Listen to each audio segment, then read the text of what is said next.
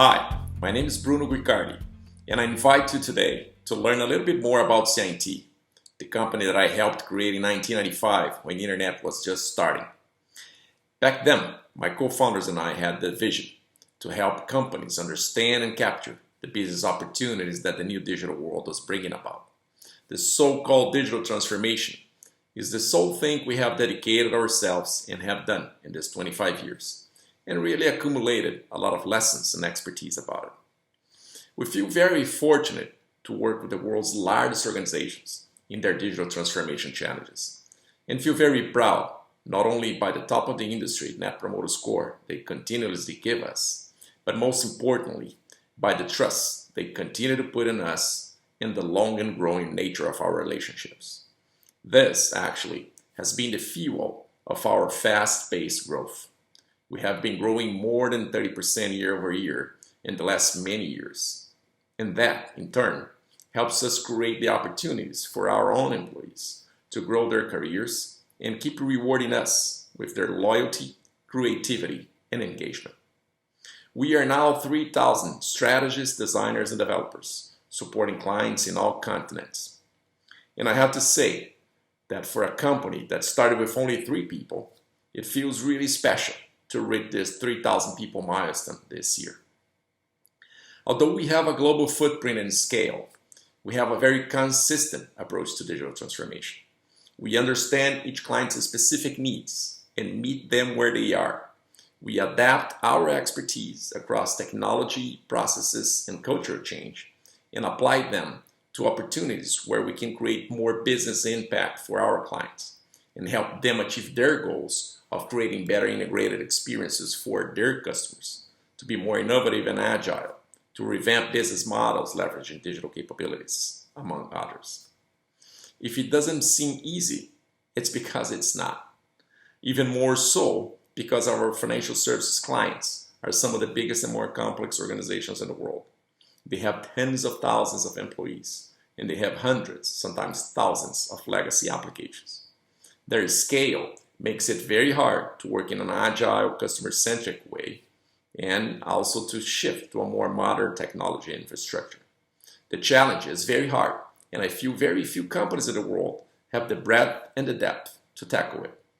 We have been doing only this for more than 25 years, and feel very confident we are among the very few that can do it. CI&T is in a unique position because we're at the intersection of financial services and the fintechs that are driving innovation in the industry. We've always believed in this space more than any others that we're always in a state of constant change. And through the next several years, it'll always move in a more rapid fashion. What we're seeing is from idea to working tech takes months now, not years. These are the trends that we expect to see in 2021. Open banking will be the Pandora's box of customer experience, but in a good way. Although created through regulations for banks in Europe, we will start to see a rapid uptick in open banking models globally that have greater implications to the customer experience. Using API's open banking principles, we're starting to see new use cases like comparison services, impacts to know your customer, price savings, product comparisons, and even use cases relative to the new credit scoring models. In fintech, it will be easier to serve the customer without being tied to all the legacy operations and structural models that are tied to most of the banks themselves. This means even more new use cases that are going to be conceived in a faster manner than before. Who benefits? Of course, the customer. And once they see all these new applications that will start to impact their lives, they will want more and expect more. The golden age of enhanced data utilization. What do we mean by that? Well, with the sources of data and the tech to process insights, we have an unparalleled opportunity to use data more intelligently than ever before. Beyond using simple profile information or risk-based models, what we can do is start to marry that traditional and non-traditional data together. This may include lifestyle, psychographic, financial, non-financial, brand, geolocation, and even social media data as well. What's important is combined with the predictive models, we can always understand the customer better, but really now start to project the timing of need. Done well, it becomes one of the most highly personalized communications forms that we can have. The trade-off here is that what is most paramount to the consumer is what we do to safeguard their privacy, as well as ensure that data security is just as important as how we utilize that information. For us, we only have two jobs as fintech providers. One is to safeguard people's money, but also now data, which is their new currency. Once that trust is eroded, there's no do-overs. And lastly, continuing down the path to financial well-being. Defined as the financial situation and money choices provided with security and freedom of choice. This isn't necessarily a new idea. We've seen this before over the years with budget planning and credit monitoring tools.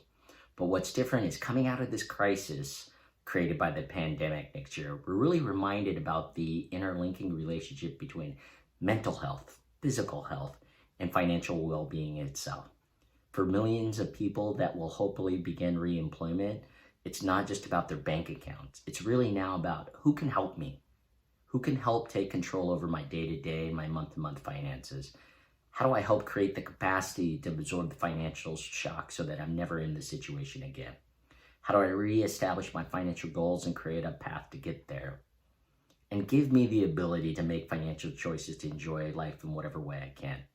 Remember, it's not about wealth, but what are the tools that we can provide to help people take greater control of their financial well-being? What are we seeing in Europe? Well, we talked a little bit about open banking and the customer experience side before, but this is really about the underlying, which is as we move to this space in open banking, the modern technology stack, and really the benefits of working this way. What do we mean? Well, banks are moving away from traditional cores and to the modern platforms, we know that. But really, what's also moving along with it is that what are the cloud migration strategies associated with it? Am I lifting and shifting existing apps, or am I also developing cloud native? Are we integrating the new digital experience platforms to do things that are touching the customer in multiple touch points? What are we thinking relative to unified data management and analytics models? And then lastly, of course, are we adapting the delivery model to leverage continuous development and continuous integration and really maximize our ability to move faster?